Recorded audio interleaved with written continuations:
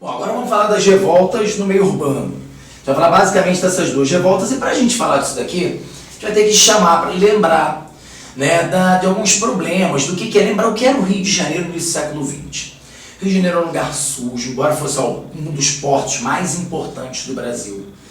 Era um lugar sujo, um lugar com muitas doenças, febre amarela, a peste bubônica, aquele problema que a gente estudou lá no século XV, ainda tinha, aquele século XIV, ainda tinha peste bubônica no Rio de Janeiro. O Rio de Janeiro era um lugar tão sujo, tão complicado, de tanta tamanha mortalidade por essas doenças, né, infecciosas, que era conhecido como o túmulo dos estrangeiros. Lá fora era muito comum as pessoas terem medo nessa época de passar pelo Rio de Janeiro, pegar uma doença qualquer e morrer.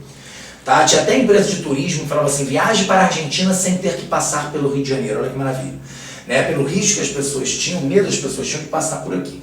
Então a cidade do Rio de Janeiro tinha um problema sério de infraestrutura no início do século XX, cresceu de forma desordenada, gente pra caramba, ocupações irregulares, chamados cortiços, né? Então os vetores se desenvolviam ratos, baratas, insetos em geral, né? O tal insetinho que a gente até hoje luta muito, né? O mosquito da dengue, né? O Aedes aegypti, não viu a pronúncia maravilhosa? Né? Esse causador da dengue já era aqui um grande problema pra gente, tudo bem? Ou seja, alguma coisa tinha que ser feita. O presidente, né, que perdeu uma filha de febre amarela, acaba propondo uma grande reforma no Rio de Janeiro. Tá? Então Rodrigues Alves propõe uma grande reforma e para isso conta com a ajuda do prefeito Pereira Passos. Entra para a história como as reformas de Pereira Passos. Então nós temos duas grandes reformas, uma reforma urbanística e uma reforma sanitarista. A reforma urbanística era aquela ideia de fato fazer do Rio de Janeiro uma nova Paris. Isso para a gente é importante, para a gente lembrar do conceito de europeização, né, a civilização europeia. Então fazer do Rio de Janeiro uma nova Paris mostra como essa Belle Époque, né, essa ideia de fazer do Brasil uma Europa, nossa grande referência cultural, né, social. Tá, então era uma reforma urbanística, derrubar os cortiços, fazer as largas avenidas, tá, construir prédios maravilhosos. A construção, inclusive, do Teatro Municipal é desse período, embora muita gente pense que é do período joanino, não, é desse período aqui. Então aquele centro da cidade, como você conhece hoje, estruturado daquela forma, é a proposta aqui, saneamento básico, tudo isso faz parte de uma reforma urbanística. Mas a gente tem que dar uma ênfase à chamada reforma sanitarista e destaque para um grande pesquisador cientista brasileiro chamado Oswaldo Cruz, que acabou sendo apelidado de Oswaldo Cuba por querer colocar em prática aqui uma proposta sanitarista muito parecida com o que o governo norte-americano fez em Cuba nessa época.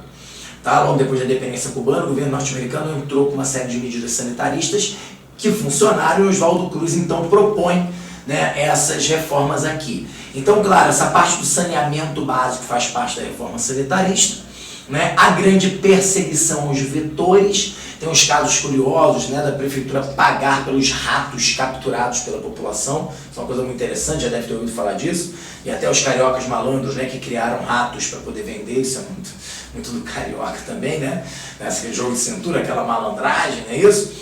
Então, mas tem um ponto muito importante nisso daí, que é a questão da vacinação obrigatória. Tá? Então, dentre todos esses fatores, o carro de fumacê, perseguição de rato, né, controle da água parada por causa dos mosquitos, tem a questão da vacinação. É desenvolvida então uma vacina para tentar impedir, né, a epidemia de febre amarela e a população vai ser vacinada obrigatoriamente. E aí, o que eu quero que você perceba? A população se revoltou por causa da vacina especificamente. Não é só isso, a vacinação é um estopim. Eu quero que você imagine, né, entenda que a grande questão é um governo elitista que impõe as medidas de cima para baixo, não consulta a população e executa.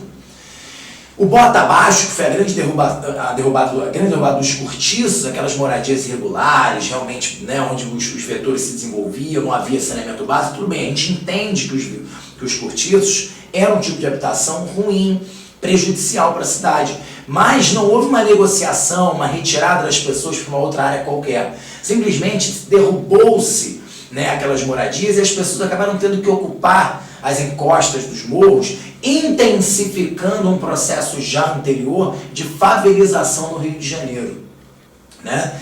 E aí então você vai lá, derruba o cortiço, derruba a casa dessa pessoa, ela procura outro lugar para viver, né? Aí depois você vai lá e aparece um agente de saúde na sua casa, né, que pega a água que você foi buscar lá no chafariz do Mestre Valentim, a mulher foi lá com aquele latão na cabeça, rebolando, pegou a água, levou para casa, entra o cara lá, invade a casa da mulher, pega a água e joga fora. Ah, porque não pode água parada. Aí no outro dia aparece esse mesmo agente de saúde, com o exército junto, porque o exército acompanhava os agentes de saúde, para entrar na casa dessa pessoa e querer vacinar. Ora, você já deve ter ouvido falar que algumas pessoas se recusavam, não queriam ser vacinadas, com medo, achando que aquilo ali na verdade era doença, e queriam matar essas pessoas.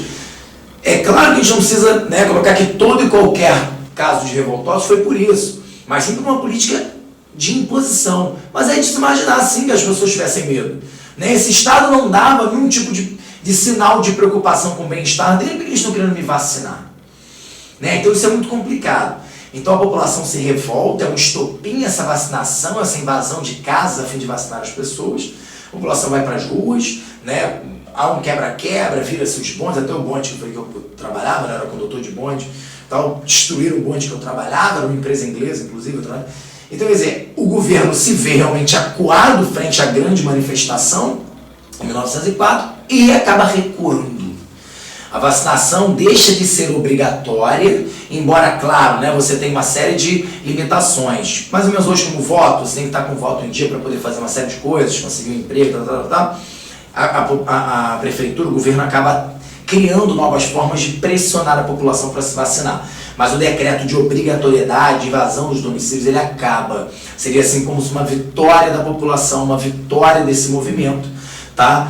Mas, de qualquer forma, o movimento é bem feito, né, o resultado é proveitoso e, de fato, a maior parte das doenças são erradicadas nesse momento. Então, uma vitória de Oswaldo Cruz, uma vitória do governo, né, e aí uma grande reviravolta, uma reorganização do espaço urbano do Rio de Janeiro.